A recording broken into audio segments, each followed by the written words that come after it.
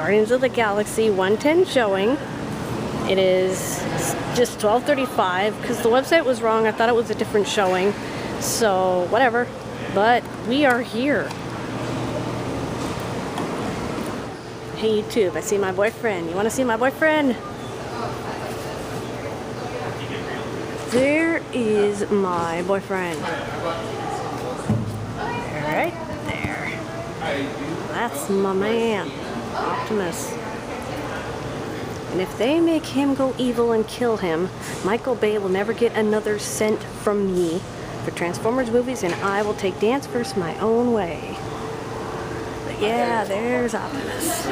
And there's me reflected off of Optimus. I think he's gonna fix himself. He has to. Love you, Optimus. Ah, the floor in this place is wild. I love it.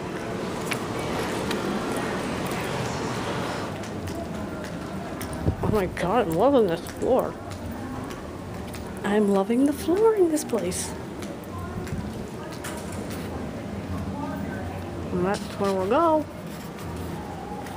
when it is movie time. That's where we go.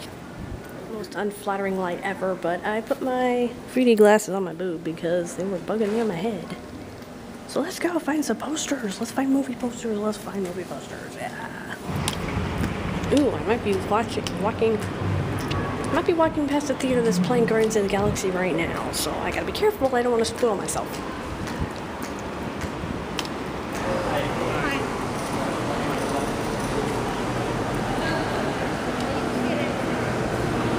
Here we go.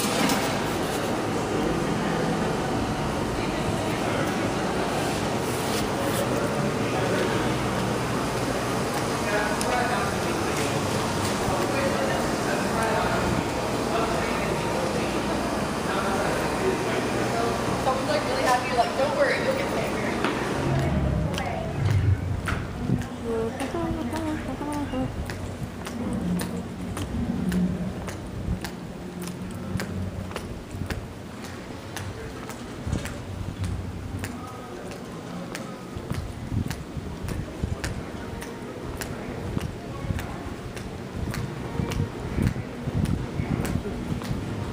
Ooh.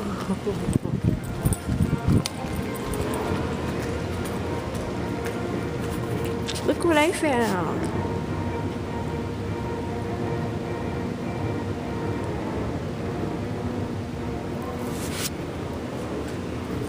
Trying to kill time.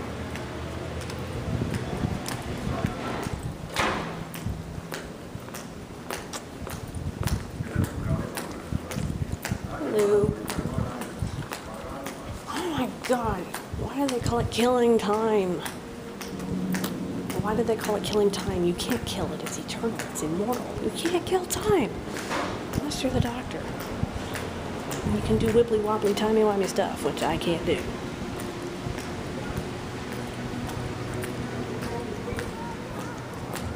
Okay, back to my own side of the theater. Walking is killing a lot of my energy, so I'm not like freaking out in the theater. This is actually a good thing, getting here way early and getting a time wrong, so it's 1:10 instead of 12:40, which is fine. That's actually better, because I can walk it off. But I gotta be careful because there is sound coming out of these theaters and I don't want to spoil anything. Gotta get back to my side of the theater now.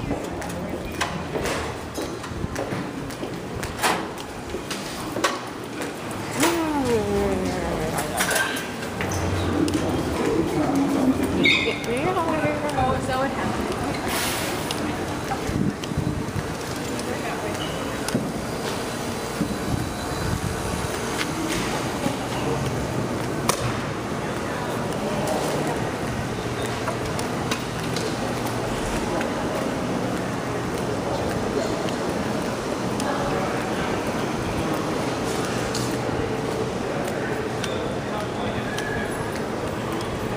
Okay.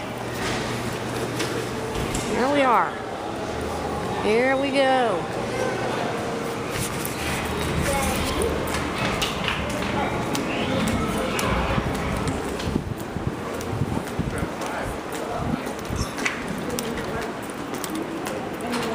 Theater 11. That's the Matt Smith Theater, 11th Doctor. Wibbly wobbly, timey-wimey.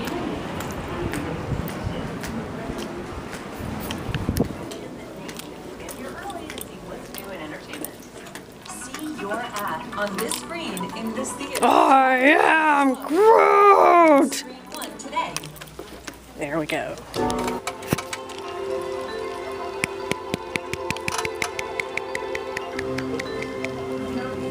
Here we go. Okay, camera's going off. Not gonna record the movie. Nope. Bye-bye. Okay, so Guardians of the Galaxy 2, great movie. I saw some stuff that played into my headcanons for some characters, and somebody on Tumblr was saying they headcanon Mantis is autistic.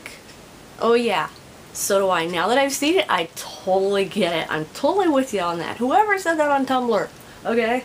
You know, autistic headcanons rule. You know, I headcanon Groot and Drax as autistic, and I saw things that completely played into those headcanons, so I was flapping a lot in the theater. I mean, I was just flapping and squealing and just making noise, because everybody else was, and the movie was so loud you really couldn't hear me much anyway. I mean, it was loud in a good way. It was not hurting my ears. It was loud, like, yeah! You know, I'm not going to go into the post-credit scenes right now. I will later, but I'm going to put that after the spoiler point in the video, so that if you want to turn it off and not be spoiled at that point, I will say when, and then you can turn it off then. Okay? So, right now this is not spoiler stuff. It's more stuff I saw that was funny, but I will not reveal, like, plot things. But, the beginning scene where Groot is just dancing around and everybody's fighting this big tentacle thing. That's the beginning scene of the movie, and it's hilarious. It is so hilarious. I mean, you know, you got Groot, he's dancing around, he's punching things, and he tries to eat a bug. And in my headcanon, Groot can't eat meat, because when he does, he gets very violently and painfully sick. So, you know, Rocket has to stop and be like, oh, spit that out, what's that in your mouth? Spit it out. And it's just so funny. And then Drax, like, not wanting to wear the rocket thingies that they were using to fly around, he was saying because it hurts. That plays into the headcanon that he doesn't like to wear shirts because they're painful. So, you know, autistic Drax.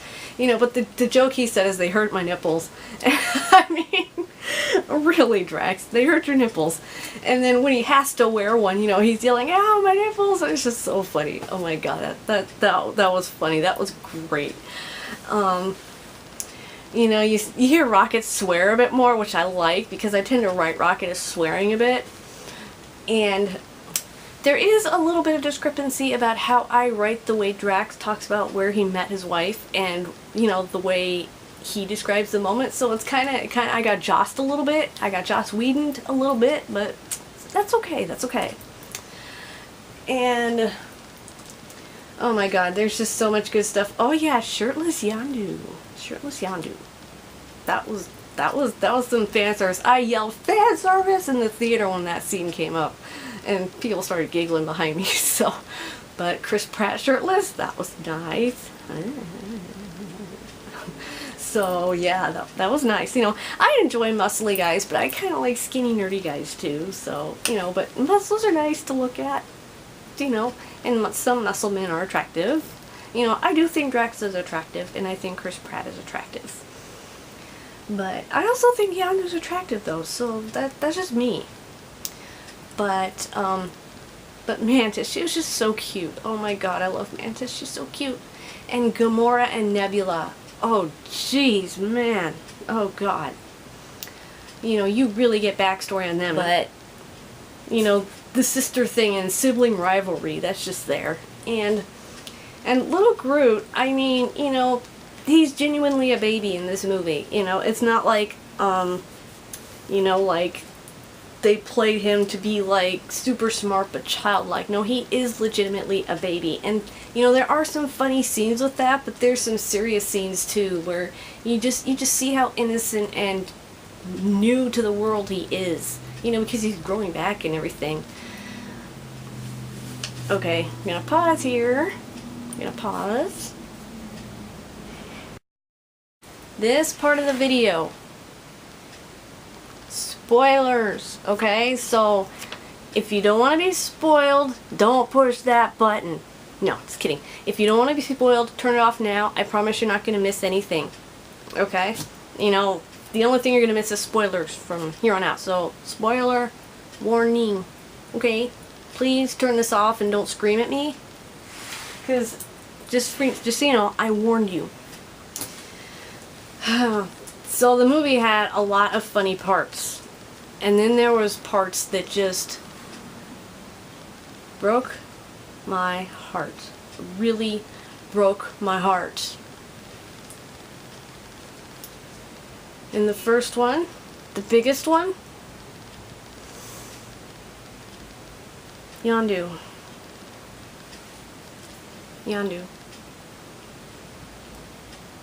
He may have been your father, but he wasn't your daddy.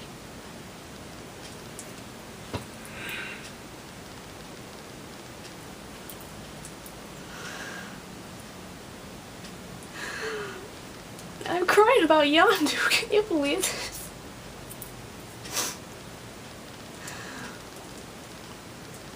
They make you think Yondu's just this big dickhead, but he's not. He really, really cares about Peter. And he cares so much that he died for him. Yondu sacrifices himself to save Peter. And when you see Peter realizing what he's doing, I mean, it's even harder than when Rocket realizes what Groot is doing, because you know Groot's gonna grow back. And I just kept hoping that Peter would have some bit of power left to be able to fix it, but he didn't. Oh my god. I'm crying about Yondu. I'm crying about Yondu Udanta. Oh my god. But the way that Yondu went out, it kind of plays into my headcanon that, you know, that he's asthmatic, he's got asthma, and that Quill has asthma, but, you know, when Yondu grabbed him, he just gave him the stuff and said, you know, you think not being able to breathe an excuse to lay on the floor, boy, you know, and stuff like that, you know, because that's how Yondu is. And, you know, he says that, that the stuff about, you know, I'm gonna eat you, that he was just being funny, and that, you know, Peter didn't know that. He got this big blue alien saying, I'm gonna eat you, and he's got these gnarly looking teeth. Of course you're gonna be scared. Poor kid. But,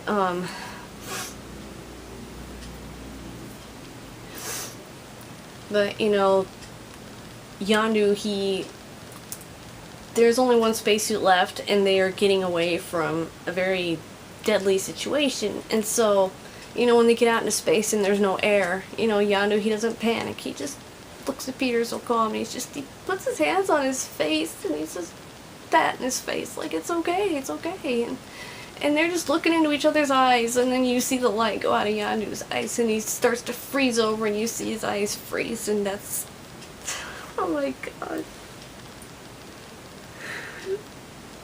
I get very attached to characters, so when they die, it hurts. But, you know, I kind of wrote the headcanon with Yondu is that, you know, when he's having asthma attacks, his airway just closes up completely, can't breathe at all. He's got to inject himself with something, you know, put it in his neck, and then he'll take a nebulizer and just be like, you know, just calm, cool. You could sit in front of you having an attack, and he would just stare you down. You know, he wouldn't panic. You know, Peter, you know, Quill, he panics, but Yondu. So, and then when they do like a Ravager funeral, they put stuff over Yondu's face and stuff, and they cremate him, and his ashes, you know, things that are burning out of the ship, they shape into an arrow, and that just ripped me apart, because oh my god, that made it real that he's actually not gonna come back. But maybe something will happen, but I don't know. But Yondu, oh my god, Yondu.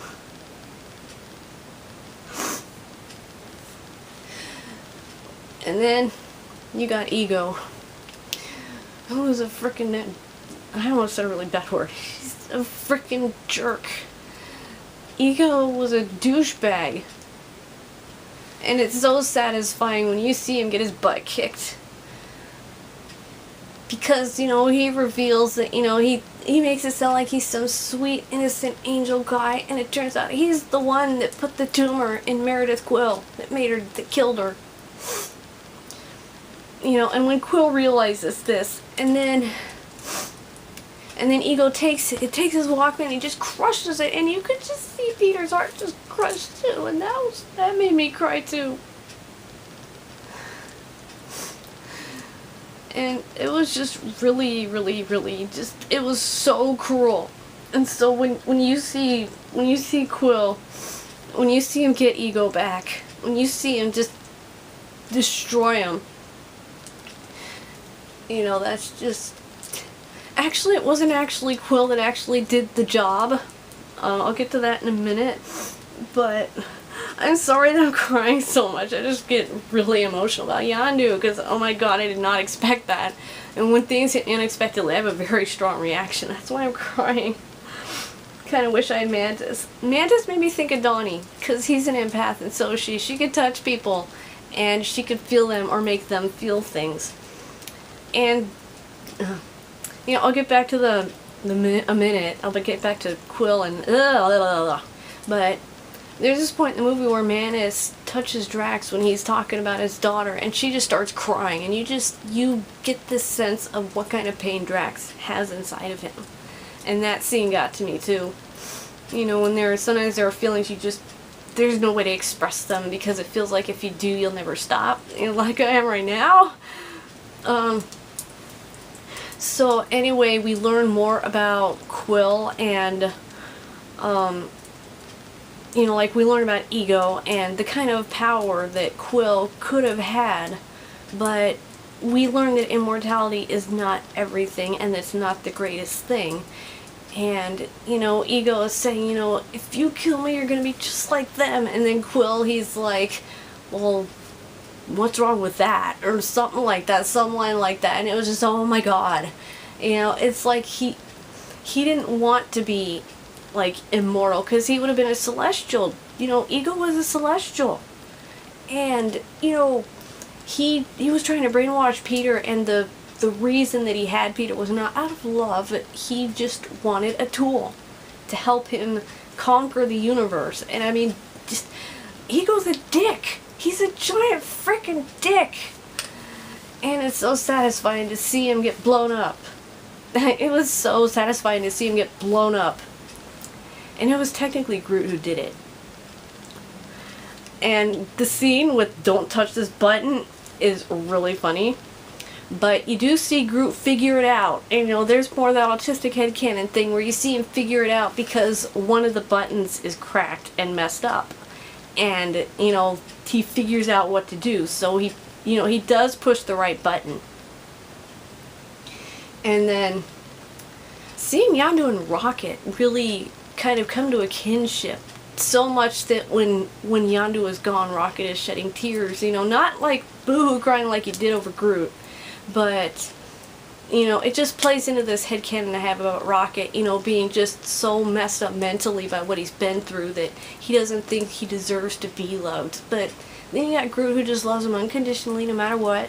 And, but God, just Yondu flying up into the atmosphere, out of the atmosphere. He was getting Quill away from Ego because the planet was blowing up. So he got him away from there.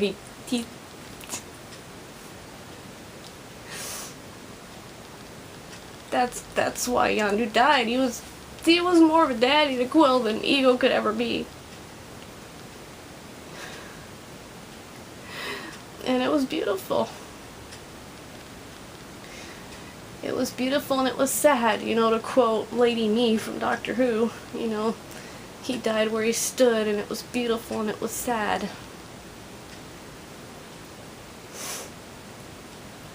And I was kind of hoping that Peter had some power left to be able to revive it, but I don't know.